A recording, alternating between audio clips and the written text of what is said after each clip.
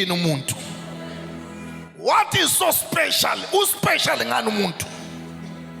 Uyini umuntu ngoba sayibona ihlahla zidalwe nguwe kodwa uzange uyithande njengomuntu. Sayibona ilwane zidalwe nguwe kodwa uzange uyithande njengomuntu. Kanti yini lenomuntu ukuba wena Thixo umthande kangaka? Pheka makhelwane uThixo uyakuthanda. Khuluma kakhulu uyathandwa makhelwane. Webathandwa yeke inhlahla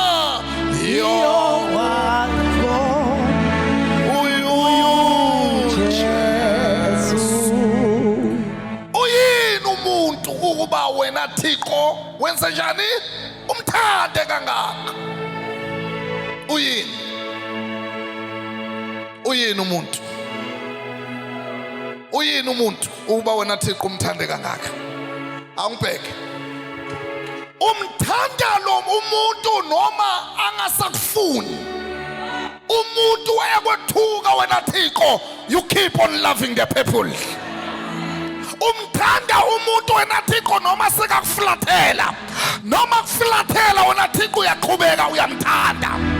Umthanda umuntu wena Thixo noma sekakubethela esiphambalweni, oh yes, wena Thixo uyaqhubeka uyamthanda. Umthanda umuntu wena Thixo noma sekakukhafunela ngamathe, wena Thixo uyaqhubeka uyamthanda. Kanti uyini umuntu? Uyini kahle umuntu? Umuntu oyisoni kangaka, umuntu owenza amanyala kangaka, umuntu othina iqalekile into yakhe hamba ubulala lomunye umuntu, kodwa wena Thixo ugive up ngomuntu, yaqhubeka uyamthanda. Hey, anithi amen enkonzweni. Kanti yini lengaka ngomuntu? Anithi amen bazalwane. Umuntu okufulathele, umuntu okwethukako, umuntu ongakufuni, umuntu ongayinasesontweni, kodwa wena Thixo awugive up, uyaqhubeka wenza njani? Uyamthanda. Kanti yini lengaka ngomuntu? Engathi ngizwa uThixo uyaphendula namhlanje. Uthi ngiyamthanda umuntu ngoba anginayo i-dustbin, anginawo umgqomo wokuhamba ngiyolahla umuntu. Ngizwa ngabe amen. Yamntanami, abantu bangakulahla uThixo akasoza kulahla. Abantu bangakuhleba uThixo akasoza kuhlebe. Abantu bangakujikela kodwa uThixo akasoze akujikele. Hayibo lithi amen enkonzweni. Abantu bayalahlana, abantu bayajikelana, abantu bayavukelana, abantu bayabhetreyana, kodwa Jehova Jireh, Jehova Rapha, Jehova Shalom akasoza uvukele, akasoza kulahle, akasoze akudele. Kanti uyini umuntu wena Thixo umthande kangaka? Yini le special? Mbheke sengiyafahla, yini special? Sibona uthando lukaThixo lithanda uMoses. Lo Moses lona ubulala umGibhite, wamkhuphela esihlabathini, mara uThixo uyaqhubeka uyamthanda. Kanti yini lengaka ngomuntu? Kanti yini lengaka ngomuntu? Alithi amen. Akamthanda kuphela, kodwa uyamlwela umuntu. Khuluma, wenza njani?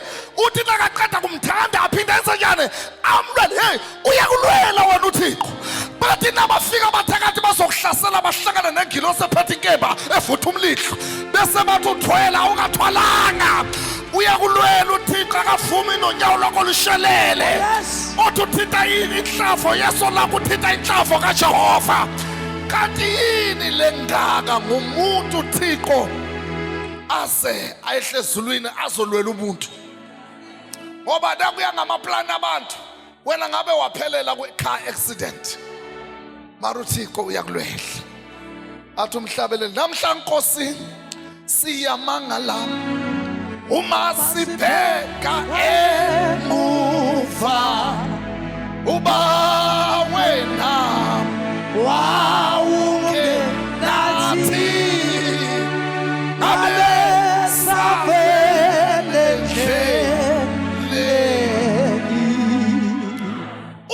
kanti umuntu.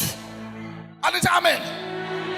Mama uThixo uyakuthanda abantwana bakho ngabe babhema inyawupe namhlanje kodwa uThixo ulula isandla wathi not lezingane abantwana bakho ngabe bayizidakwa namhlanje kepha uThixo ulula isandla wathi not lezingane wena ngabungqwabe abantwana bakho ngokulandelana kodwa ngenxa ukuthi uThixo uyakuthanda akavumi ukuvela ibhokisi lapha ekhaya akavumi ukuthi kuvele umngqwabo lapha ekhaya akavumi ukuthi kumiswe itende lomngqwabo lapha eshardini kwakho Jesus. kanti uyini umuntu wena Thixo unqaba namatente omngqwabo ukuthi amiswe ejardini lakhe impeke sengiqedile uyini umuntu anithi amen uyini kanti umuntu haleluya ake ngusisi ebusuku ngo1 anithi amen bathi nabeza abathakathi bafike bathola uThixo umile ukuvikela kanti yini le special ngomuntu lo muntu ohlupha kangaka nabathi baqhamuka ngapha gijima uThixo ovimba ngakhona Jesus. kanti yini le special kangaka lento uThixo ayivikelako nabathi beza ngapha uThixo gijima alithi amen Oh yes. nabathi baphonsa imithi yabo uThixo ayibamba ayibuyisele kubanikazi babo Jesus. kanti yini lengaka ngicela ubuyele ekhaya ungesabi mntanami othinta wena uthinta uJehova ohleka wena uhleka uJehova okhwaza wena ukhwaza uJehova okhuphela wena umkhodi kuyongena yena obilisa amanzi lamanzi azoshisa yena Jesus. uyini kanti umuntu ukuthi uThixo amthande kangaka abanye bathatha inwele zakho bathi bokuthakatha ngazo benze lento abayaziko ukuthi nabasithethe nabayenza yasebenza kodwa bathe nabathatha zakho azange isebenze into yabo abanye bathatha amaphenti nama-under wakho bawakhuphele emathuneni bathi kuzabasebenzela kuzange kusebenze kuwena abanye bafike bathatha inhlabathi asegqekeni kwakho baqabanga ukuthi kuzabasebenzela kuzange kubasebenzele kuwena ngoba wena ukhethiwe akunandaba ukuthi bakuzonda ukhethiwe akunandaba nokuthi bakuhleba ukhethiwe akunandaba ukuthi bakhuluma kabi ukhethiwe akunandaba nokuthi bakufisela ukuthi ngabe uyafa ukhethiwe akunandaba nokuthi bahlangana ngawe ukhethiwe imihlangano yabo ayisoze yaphumelela anivumele ukuthi amen. Akekho umuntu ongafisi ukuzibona nekusasa eliqhakazile. Akekho umuntu ofuna ukuzibona phila impilo yokuma ndawonye. Ingakho ke ubaba umpostoli akumema mbukeli wami lapha ekhaya ukuthi hlanganyela kanye naye kule nyanga kaApril kuzo zonke inkonzo zakhe la yobexosha khona umoya wenhlupheko ila yobethi uhlubula khona ingubo yenhlupheko abese yakuvulela inhlahla yakho. Ngaye ke umhla ka4 ubaba umpostoli uyobe ekhona lapha endaweni yase Orient Theatre ubusuku bonke inkonzo leyo yokuxosha umoya wenhlupheko. Ubaba umpostoli uyodabula le yandwangu lena abanye benu kwathathwa impahla zabo zavalelwa eindunjeni abanye kwathatha impahla zabo zavalelwe emabhodleleni abanye impahla zabo zivalelwe ngisho eidulini. Uma idabula lengubo baba umpostoli uyobe khulula izinto zakho lezi eziboshiwe ngabathakathi 6 to 6 Orient Theatre East London. Bese kuthi ngayo umhla ka3 uyobe khona lapha endaweni yase Mount Olive Community Hall ngesikhathi sika 10 o'clock ekseni. Bese kuthi ngomhla ka5 uyobe khona lapha yana eQueenstown Mzingisi Square yilapho baba umpostoli ayobe enani athi akuphume yonke imimoya yobumnyama athi abudede ubumnyama kuvela ukukhanya empilweni yakho. Kanti nazo ezinye indawo ongamjoyina kuzo ubaba umpostoli la yobexosha khona inhlupheko. Abantu base Northwest abamlindele ubaba umpostoli uyobe nayo ngayo umhla ka12 April uyofikela khona lapha yana eThabane Hall ekseni ngesikhathi sika 10 o'clock ekseni lapho athi ubaba umpostoli abudede ubumnyama kuvela ukukhanya. Kanti ngaye umhla ka-10 uyobe khona laphaya eMamelodi eStanza Bupape. Isikhathi kuyobe kungu-10 o'clock ekuseni. Kanti abantu base-Vereeniging nani phelelani lapha eSoltotesi ubaba umpostoli uyobe khona azoxosha yona inhlupheko. Bese kuthi abantu base-Welcome abamthola ubaba umpostoli lapha eToronto Hall ngaso isikhathi sika-10 o'clock ekuseni. Kanti abantu base-Potchefstroom, Klerksdorp namaphethelo kanana phelelani laphayana ePotchefstroom eGavenberg Hall ngaso isikhathi sika-10 o'clock. Uthi ubaba umpostoli lo nyaka unyaka womusa. This is the year of grace. Kulo musa awukuthole lo musa, inhlupheko ihambe, zivuleke izinto zakho. Asihlangane khona. Kwahamba ngasikaza ngathenga inkomo ngathenga imbuzi bayibulala zonke. Usawo tule ngesibayeni amabhodlela amabili.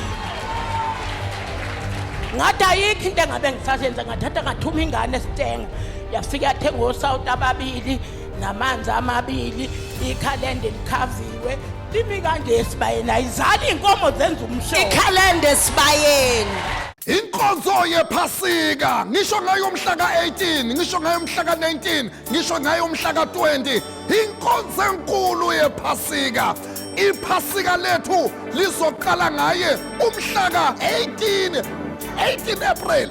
Ilona usuku olukhulu lapho ngiyoba ngivula inhlanhla yakho ngoba njengoba uhlele ekhaya ungibhekile wena wavalwa bakuvalile mntanami mina ngikhuluma nawe wena bakuvalile bakuvale ngangokuthi ayikho into eqhubekayo akuqhubeki lutho yonke into imile ime ndawonye ene uvalwe abantu wena uvalwe abantu labantu abakuvalile uphila nabo uhleka nabo udla nabo uhamba nabo but ebusuku bakujikele yiba bakuvalile bavale wena baphinde bavala ngisho nezingane zabo bavale wena baphinde bakuvala ngisho nasemalini. That's why uzama ngisho namabhizinisi awaphumeleli uzama ngisho nemsebenzi akuphumeleli yonke into othi uyayizama kuyala kubophekile.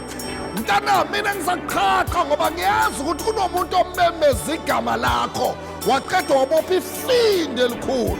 Kunomuntu othatha isithombe sakho waqeda wasisa ezangomeni bafike bakuthakala.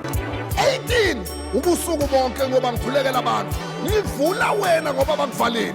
Bese siqhubeka ngithi kuwe ungenzi iphutha lokuthi ungezi ama-transport akhona. Hamba manje uye ema-ofisi wethu sinama-ofisi zonke le ndawo sinama-ofisi zonke indawo. Ufike e-ofisi uthi ngizobhalisa ngiya ephasikeni likababa uNdlovu ngiyobhalisa ungafiki ushiya imali uzoyikhokha ngosuku lokuhamba kwamanje phuthuma uyobhalisa. Kanti kufona khona manje ufonela i-call center khona manje njengoba ngihleli nje ungibona nje fona njengamanje uthi nami ngiyeze ephasikeni. Ningenze iphutha abafowethu nanibuyele emakhaya wonke umuntu uyobuyela ekhaya nanansi isiphambano nananga umnqamlezo. Ida ubuyela nalo noma ubuyela nalo mara kumele wonke umuntu abuyele ekhaya nanasi isiphambano. Thatha umnqamlezo umlandele mntanami nawufake sami isiphambano ngiyogaqisa sami isiphambano uyolala naso uyovuka naso uyogesa naso uzohamba naso uyophila naso. Ngeke baphinde bayithwebule inhlanhla yakho ngeke baphinde bakuvale wena ngeke baphinde bakubophe ngenhliziyo. Umuntu okhahla wena izinto zakhe ziyojika zokhahla yena. Phatha umnikelo wakho ka-300 randi uzothatha le nsebenzo ngikwenzele yona yesiphambano asambe sodwa khona okunye ngikwenzele kona uzofika uthathe lesiphambane nalokho ngizoba ngilungiselele kona. Ungakhohlwa-ke kule nkonzo yephasika ukuthi ubaba umpostoli ushilo phela wathi ukulungiselele insebenzo yonqamlezo wakho ozohamba nayo across lozokwazi ukuhamba nayo ubuyele nayo ekhaya. Ulungise-ke lo mnikelo wakho ka-300 randi oyojika nawe ekhaya njengoba yobenza yona inkonzo yokuxosha inhlupheko. Kanti-ke ngalo leli phasika lethu awusihanjelwe siyobe sinaye u-Andile Majola athi liphakanyisiwe igama likaJesu. Ungaphuthelwa asihlangane khona. Ngizoba nginenkonzo enkulu lapho ngoba ngithandazela abantu basemakhaya wena njengoba ulapha ekhaya ngizokuthandazela lapha ekhaya, wena njengoba ungibhekile ngiyothumela ingilosi yami. Ngiyazi ukuthi uhlushwa inyawo, ngiyazi ukuthi uhlushwa amadolo, ngiyazi ukuthi namahlombe asinda, ngiyazi nokuthi imali zakho zivalekile, ngiyazi ukuthi uhlushwa nangamaphupho amabi kunabantu abakhamba phansi. Ngiyowuthumela umthandazo, ngizoba ngi-live ku-Facebook, ngizoba ngi-live kuwo wonke ama-social media. Yini into omele uyilungise lapha ekhaya? Lungisa a glass of water. Mna ndihlupheke kakhulu ndingumama oyedwa ozimeleyo nabantwana abayi-4. Ndinengxaki yomoya omdaka kwam, ugcwele yonke into ngokho nto engangeniyo. Ndiphila loo mpilo inzima, ndiphila kabuhlungu, ndingalali ebusuku kodwa ndiyakhonza. Ndiyamthanda uThixo kodwa bekusohluleka apho. Ndathi ngenye imini ndajonga e-TV, bendingazijongi zonke izitishi, kodwa ngaloo mini ndayihambisa i-TV, ndakholwa ngulo tata, ndambukela. Undenzele imimangaliso utata uNdlovu. Ndiyayibonga ingelosi yalapha kule ndawo, nangoku ndiyindawo ndizawuhlala kule ndawo ngoba ndiyamthanda uThixo ofana nalo olwa ezi zinto bezindihlupha. Sendiphathwe zinyembezi ngoba bebendihlupha nangabantwana, abantwana bangena kweli khaya. Ndihlala ndindodwa, ndinalo mntana uyi-1 uyingumfana. Yonke into imimoya ibiwela kulaa ndawo, kodwa namhlanje ndithi ngetyiwa ndiyabonga. Zonke izinto ndizithenga ndithi ndiyabulela. Bebendenza zonke izinto. Nditsho nabazukulwane, ukhona umzukulwane bengakwanowahamba kodwa ena-3 years. Ndililifa lentsini, lentlupheko, lendlala. Kodwa namhlanje umntanam kulo nyaka uphelile, ngo-2023 ndazongena apha. Utata uNdlovu uqala ungena. Wahlamba kakhulu kunam. Ndathanga nedoni yonke into, ndingazi imali iba ivela phi kodwa ke ndiphela abazukulwana. Nditsho watsho wemka wandishiya nabo bantwana bebancinci banjalo. Lo ndinaye ngoku wayenentsuku ezintathu, waphuma emandlalweni wemka fyu. Usathana ndashaka ndikhulisa. Wathi kodwa ngenxa yale products wandifowunela wathi, mama ndifumene umsebenzi, ndicela undithumelele into ezithile apho. Mna ndendalunga ke zezo products, ndicela undithumelele ezo zinto zam ndizoba permanent apha. Ndiphila ngaye ngoku lo mntana, ndiphila ngaye abazalwane iletyiwe. Ndinekhalenda, ndine-3 room. Iikhalenda zigcwele, ikhitshi nekhalenda, zonke zakamre zinekhalenda. Ndithi ndiyambonga kakhulu umbuso wale ndawo. Bendingazi kanti mna bandaze ndizitye ezinye izinto ezityiwayo ngabanye abantu. Futhi noba ndiyaye emzini bebengandiphakeli, ubona uba ndiyahlekwa ndiyangongozelwa ngoba kaloku andiziqhelanga. Kodwa namhlanje ndingumntu ifriji igcwele, nxa ndiyopeya zigcwele nangoku ndizenza ngegama likaYesu ndicela ukuhlala. Amen. Bazalwane, ndizobonga i-prophetic materials zalapha, insizi zalapha eShalom. Le nkonzo ndiqale uyazi ngoDisemba. Ngavulela amasango ngumzali wami wayefika apha egula enesilonda, wasivulela sonke sakwazi ungena eShalom. Bazalwane, last year December beniseNgcobo, ndathenga ikhalenda, ndafumana ikhalenda ezintathu. Emzini wami apha enditshatele khona eMaqwathini besihlutshwa zinyoka ezinkulu, bazalwane, ezilumayo, zimnyama, zonke iindidi zekhala zenyoka. Usisi oqashiweyo usebenza ezilalini ogadayo umzi njengoba sila edorophini, wandichazela ke wafota inyoka yogqibelo wayibonile yayingene kuronta endlini eyayiyelwe namachofoza brown. Uthi yangena njengomakoti uzimela behind the door emva kwecango. Wathi xa ethi uyokroba injikhonkotha yabiveza ilwimi watsiba waphuma ngefestire wacela umakhelwane wamnceda. Bazalwane bami ndafumana le calendar, ndafika endlini endala eqala ukokhiwa, ndayistika yajonga apha emnyango kule ndawo engena khona abantu.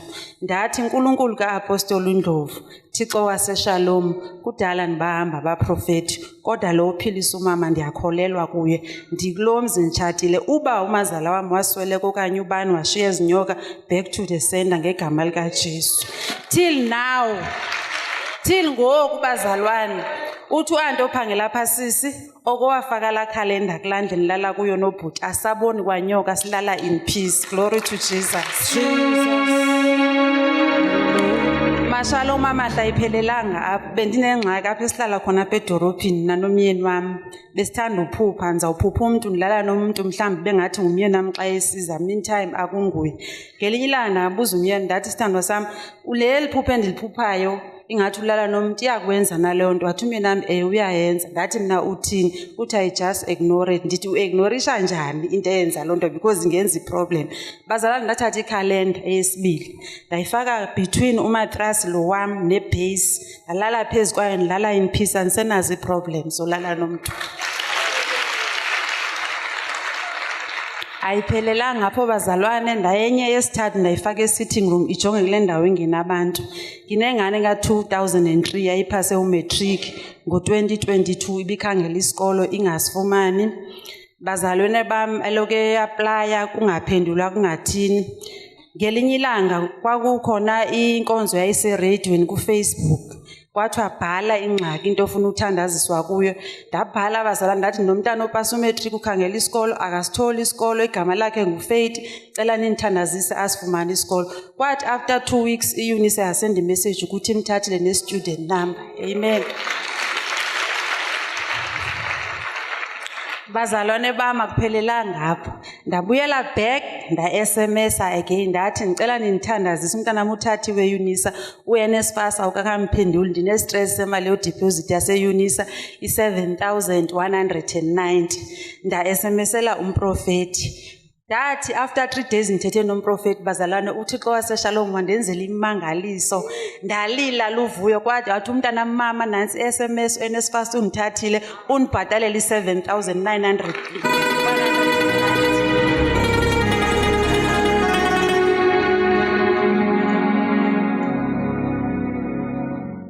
People of Limpopo, be ready to receive Apostle Ipin Ndlovu as he will be bringing you a service yokuxosha umoya wenhlupheko.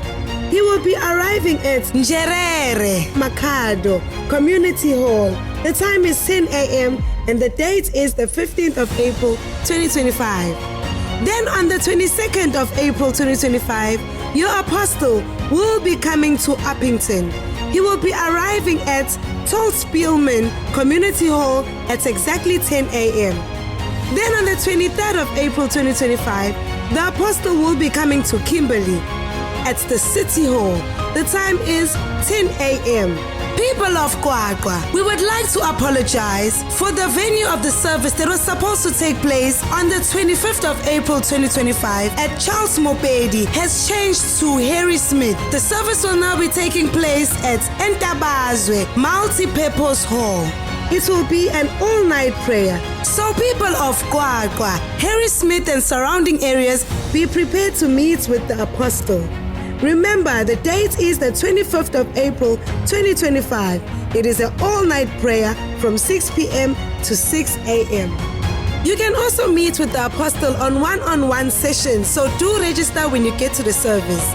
For any more, Apostle Ipin Ndlovu is bringing you a Mirror Big Sunday service, where you will bring a small mirror and he will be breaking them on your behalf to cast out every monitoring spirit. This service will be happening on the 6th of April 2025. It will be a Sunday. The service will be taking place in Durban and Johannesburg branch at 10 a.m. as well as all Apostle Ipin Ndlovu's church branches. Please do prepare an offering of 200 Rand when coming to the Sunday service. Every spirit, which evil spirit, and that enemy monitoring your life will be disconnected from you in Jesus' name. For more information, Call the numbers on your screen. Don't forget to bring a small mirror when you come to the service. Abusekho ubunzima. Izinto zakho lapha ekhaya zivalekile. Sewuzamile na uthi uvula lokhu kuvaleka lokhu. Na uthi wenza lokhu kuyamoshakala. Ingakho ke baba umpostoli ukulethela inkonzo kaKhiye prophetic key service lezo bikhona kule nyanga yonke kaMeyi. Lokhiya kulethela wona iwona lozovula ngawo umshado wakho. Lokhiya kulethela wona iwona lo yovula ngayo ibhizinisi lakho. Kunini uzama kuqala akuqaleki. Uma sewuqalile akuyi phambili. Uma sewuqalile awukhoni nokuphetha lento oyiqalile. Ingakho ke ubaba umpostoli kumema mbukeli wami lapha ekhaya athi hlanganyela naye kuzo zonke inkonzo zalenyanga kaMeyi lapho azobe kulethela khona ukhiye wokuvula ku-destiny yakho.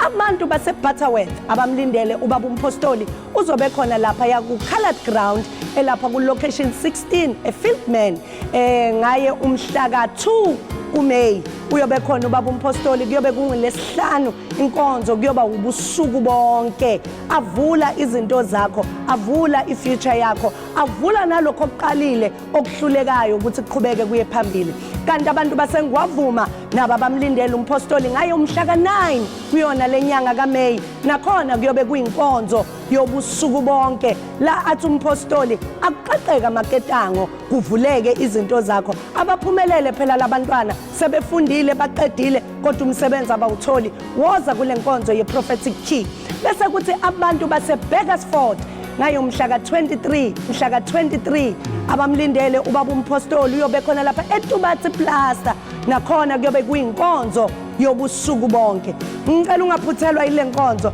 nazi ezinye indawo ubaba umpostoli azoyihambela abantu base-Witbank uyobe khona lapha eLinville Community Hall ngaye umhla ka-29 kuMeyi ubaba umpostoli abamlindele kanti abantu base-Mariti Stadium nakanjani ngiyacela bantu base-Calcutta abantu base-Bushbuckridge akhona uKaiserview asipheleleni lapha eMariti ubaba umpostoli asilethele wona lokhiye wokuvula izinto zethu kanti naye phuma lapho uyobe seyakhona engodini kwaBhokeni ngaye umhla ka-31 ubaba umpostoli uthi akuvuleke izinto zakho ukulethele lesikhiye sempumelelo bese kuthi abantu base-Phalaburwa Community Hall uyobe khona ngaye umhla ka-24 kuyo inyanga kaMeyi ungaqali uphuthelwe bese kuthi nabo abantu base-Kokstad abamthole ubaba umpostoli ngomhla ka-3 kuMeyi inkonzo yokuvula uyobe kulungisele yona le package yakho ka-500 ulungisa nje lo mnikelo ka-500 uhamba kanye nalokhiye uyowuthola phakathi kwipackage yakho wokuvula izinto zakho your life will never be the same again bantu basePhongolo nani umpostoli akanishiyanga ngaphandle kule nkonzo yokuvula ukhiye uyobe nani umpostoli ngomhla ka-8 bese kuthi abantu basehluhluwe nabo umpostoli uzobe nani ngomhla ka-10 kuMeyi uyofikela lapha yana ehluhluwe ePhumlani Hall kanti-ke kule nyanga ka-April njengoba ubaba umpostoli ezobenza yona inkonzo yokuxosha inhlupheko ngiyafisa ukuthi uzembukeli wami uzilungiselele phatha umhlabathi wakho wasekhaya ungawushiyi ukuze ubaba umpostoli azowuthandazela ungashiyi ama-documents kanye nama-ID akho into enkulu yile khombo ubaba umpostoli ayobe kuphathele yona oyibuyela naye ekhaya eyoxoxa yona inhlupheko phakathi kwale khombo ukhona le ndwangu le nawo uyofika uyidabule fanele ufike uthole yona na ungena nje eholweni lapha ya e-Orient Theatre nakuzo zonke inkonzo zika-April kanti lapha ya e-Orient Theatre sizobe sinaye uJumbo athi angipha amandla amasha sizobe sinaye uZiyanda bekhona nabo sidumisa kanye nabo sithi umoya wenhlupheka uhambe ubumnyama budede ukukhanya kuvele asiphelele sihlangane khona. Your Apostle Ipin Ndlovu, is coming to areas near you as you have requested. He is bringing you izinkonzo zokuxosha umoya wenhlupheko ekhaya lakho. Abanye benu nakhe imizi kuma sites agcwele ubuthakathi. Kwadala ukuthi ikhaya lakho lingabi nokuthula. Kunezinto ezigijima phezulu kwendlu yakho nasegcekeni lakho njalo ebusuku. Awukwazi nokulala ebusuku, uhlala unovalo. Woza kule nkonzo, umpostoli uzobe eniphathele ikhombo. Ngakho ke lungisa umnikelo wakho ka-500 rand. Uyothola ikhombo yakho oyohamba nayo uye ekhaya uyohlambulula zonke lezi chitho ezisekhaya lakho. Nazi indawo azobehambela kuzo. Mhla ka-1 ku-April 2025 umpostoli uyobe ese-Deep Sluits ngo-10 ekseni uyofikela e-Youth Center extension 2 at Ingonyama Drive. Mhla ka-2 ku-April 2025 umpostoli uzobe ese-Middleburg Adelaide Tambo Community Hall extension 7 e-Township ngo-10 ekseni. Mhla ka-8 uyobe eseDaku Hall ePort Elizabeth ngawo u-10 ekseni. Bantu baseDaku zilungiseleleni. Mase kuthi mhla ka-9 ku-April ngo-10 ekseni umpostoli uyobe ese-Stellenbosch uyofikela kaYamandi Community Hall. Phatha umhlabathi wakho wasegcekeni ungawushiyi ekhaya. Lesichitho esilapha ekhaya lakho, lezinto ezigubhelwe egcekeni lakho kumele ziphume ngalo lelo langa. Ungakhohlwa ukubhalisela i-1-on-1 mawufika enkonzweni, uhlale nompostoli. Fonela i-call center yethu ngeminye imininingwane. Abusekho obunzima. Mama, awuphakame ngenduku yakho, phakama ngenduku yakho, phakama ngenduku yakho.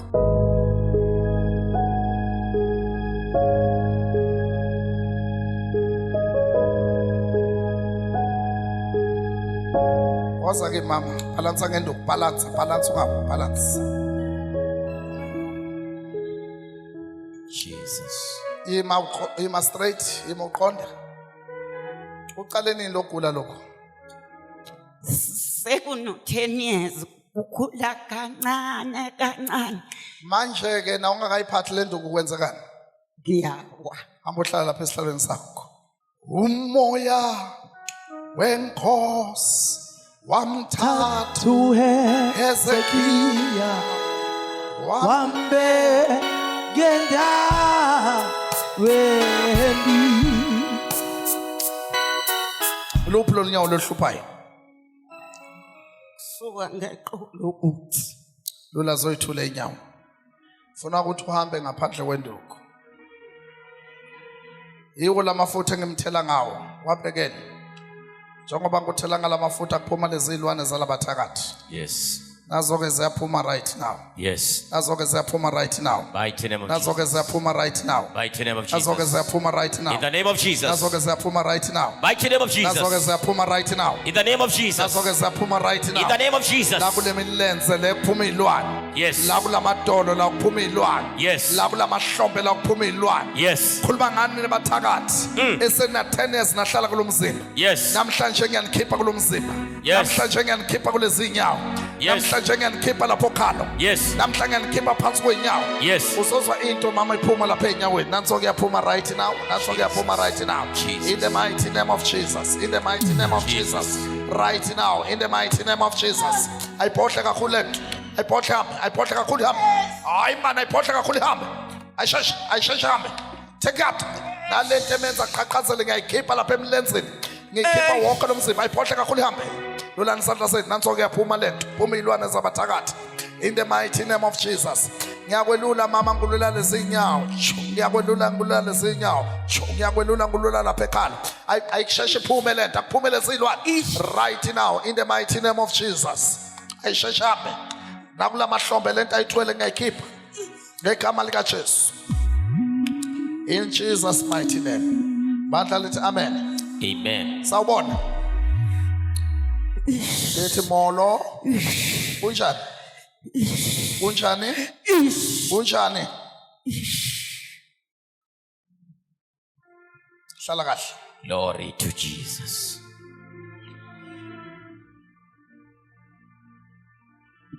Hlala kahle mama.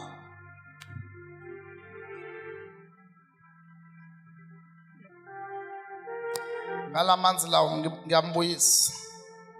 Ngalamanzi lawo ngiyamlanda. Ngalamanzi lawo ngiyamphilisa. Ngalamanzi lawo ngiyamhlambulula. Ngalamanzi lawo ngiyamvusa kwabafileyo. Yes. Egameni lika Jesu waseNazaretha. In Jesus mighty name. Glory to Jesus. Waphuza waqeda. Glory to Jesus. That's good. Waphuza waqeda. Phuza lamanzi. Uyini umuntu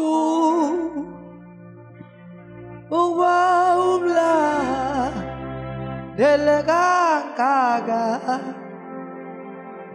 ihlolami Eta manzi. Very good.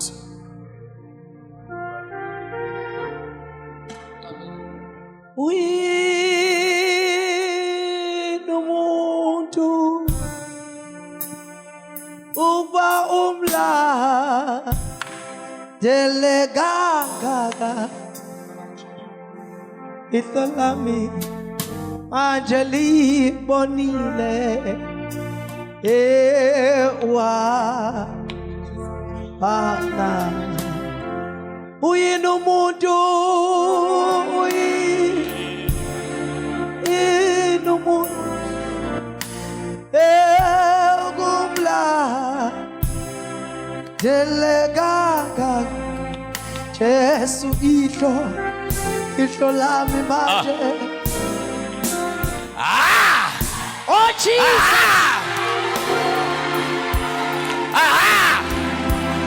Yay! Yay! Yay! Yay! Yay! Yay! Hey! Hey! Oh, Jesus! Ay! The Chronicles of Miracles. It's happening live in Stenga, Kwatukusa. We are right here, Kwatukusa. The God of Apostle Ibn Lova. These are the Chronicles of Miracles. Jehovah Jireh, Jehovah Nisa, Jehovah Shammah, Jehovah El Kippur, Jehovah Shikopokopo. They have done it again. We are right here. That's okay. That's okay. Watch your screen. Watch the screen right now. Watch the screen wherever you are. Connect your faith to the faith of the man of God right now. As he's praying for the sick, for healing and deliverance. It's happening live right here in Stenga, Kwatukusa. We are right here in Stenga. The God of Apostle Ibn Lova. Calvary was not in vain. Oh, Jesus. These are the works of Calvary. These are the works of Calvary. These are the works of Calvary. I say Calvary was not in vain. Lily Sela. Shai said,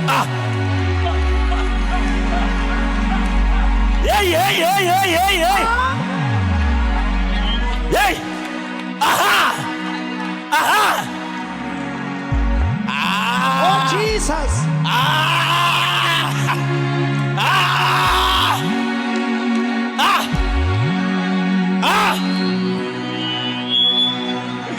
Lilizela.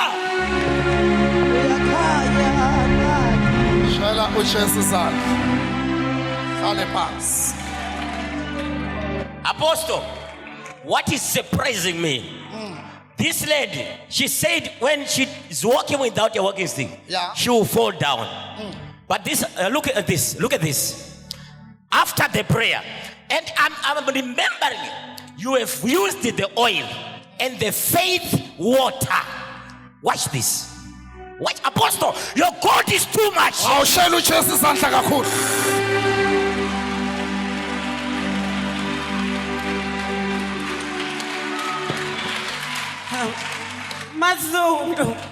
Mazulu eminyakeni engaka ngikhalisa ukujabula 10 years angakwazi ukuhamba. 10 years angakwazi ukuhamba. 10 good years. 10 good years. 10 good years. 10 years. Apostle, where were you all these years? 10 years. That's my question. 10 years angakwazi ukuhamba. Ay. Anithi amen. Ashayisanda futhi lilisela. 10 years angakwazi ukuhamba.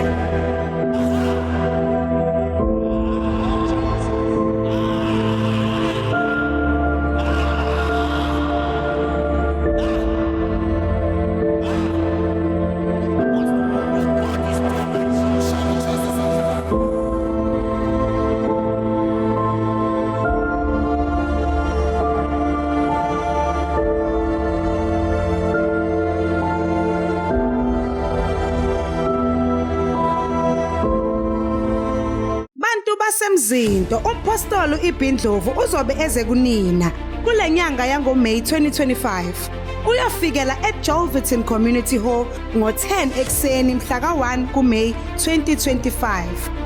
Kuthi mhla ka-15 kuMeyi umpostoli uyobe ehambela abantu basesikhawini uyofikela eNew Hall eduze naseThokoza Clinic ngo-10 ekseni.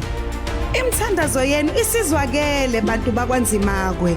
Umpostoli uza kunina ngomhla ka-16 kuMeyi 2025 uyofikela khona lapha eLatshoda Community Hall. Inkonzo iyoqala ngo-10 ekseni. Mase kuthi mhla ka-17 kuMeyi 2025 uyofikela khona lapha eGreytown eKing Edward Ground. Inkonzo iyoqala ngo-10 ekseni. Le mimoya elapha kulela khaya lakho seyiphelelwe isikhathi. Kuzojika izinto empilweni yakho obekuboshwa abathakathi kuyoqaqeka. Le mali engahlali ekhaya lakho, lezinto ezihamba phezulu kwendlu yakho, lo muzi wakho othi uyawakha awupheli, usuhambe kakhulu ukhipha imali kodwa awunasixazululo. Phatha u500 umpostoli uyokunika insebenzo ezokusiza ikuxoshele nale moya ehamba kulela khaya lakho. Woza kule nkonzo umpostoli uyokukhulekela akhulume nesibusiso phezulu kwakho, wena uyophumelela. Phatha umhlabathi wakho wasegcekeni umpostoli akhulule ikhaya lakho.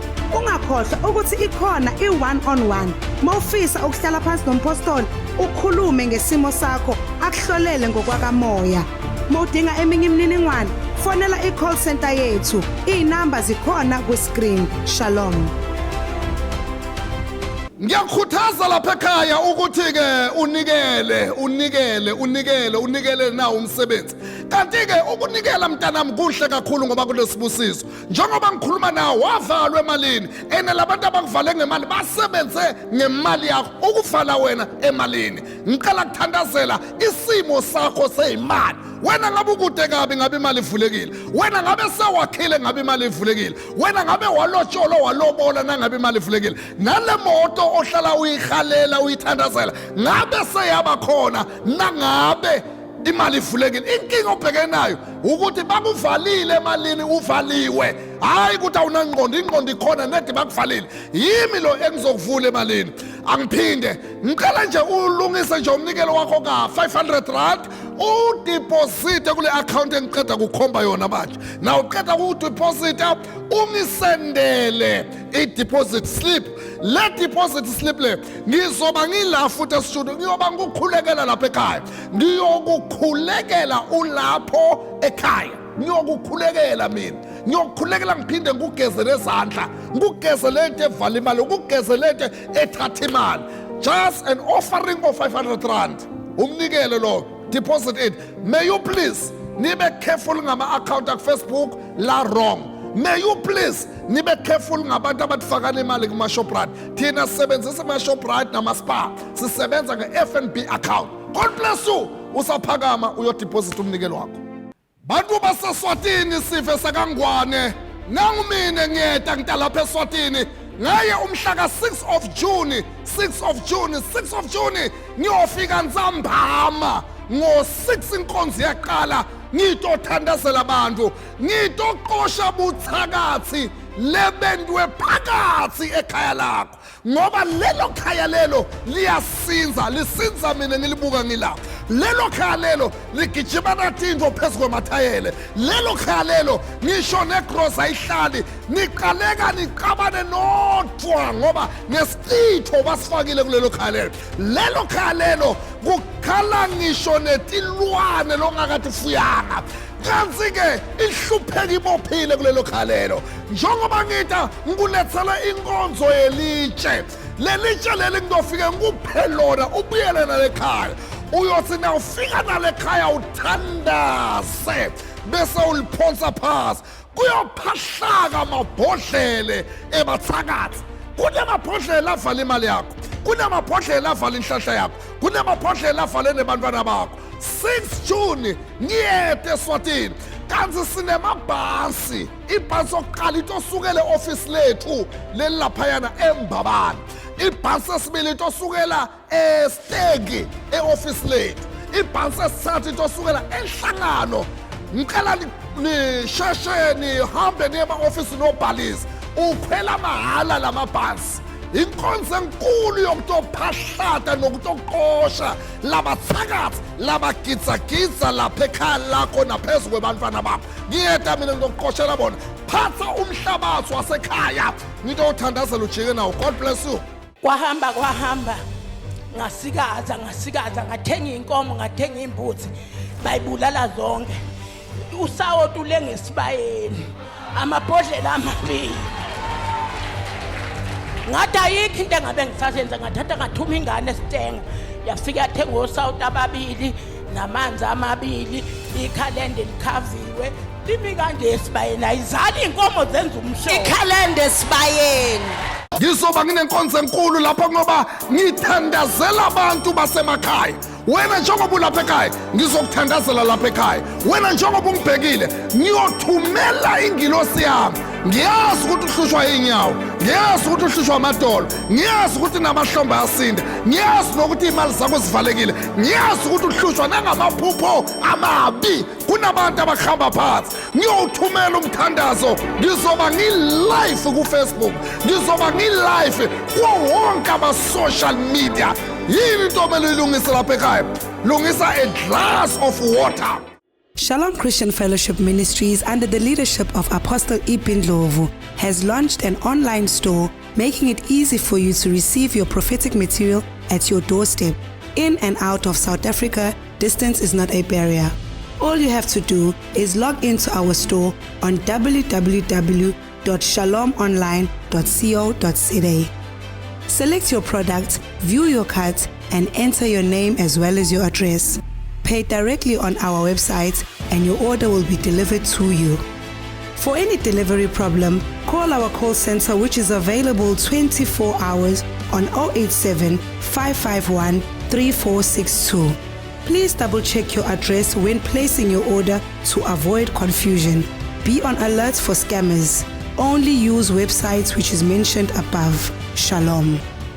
Uthi baba umpostoli angeke imehlule lento abakwenze yona.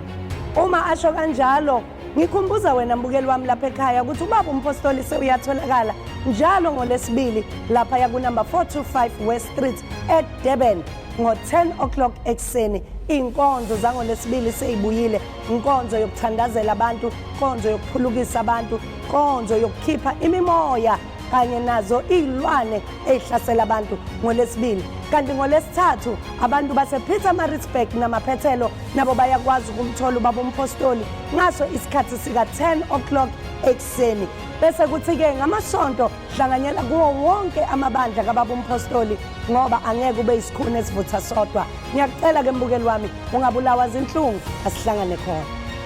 Mbukeli wami lapha ekhaya ngizokuthulela nansi i-call center yethu ehlale ivulile ngathi zonke 24 hours.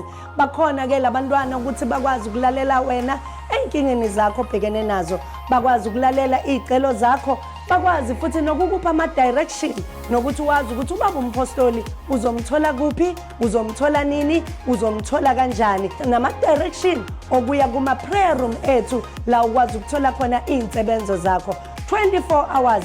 Ungabulawa zinhlungu, ungabulawa yi-stress, phakamisa ucingo lwakho njengamanje ufone balinde wena ukuthi bazothandaza kanye nawe. Nami nompostoli sila sizothandazela wena. Fona khona manje sithathe isicelo sakho sithandaze kanye nawe.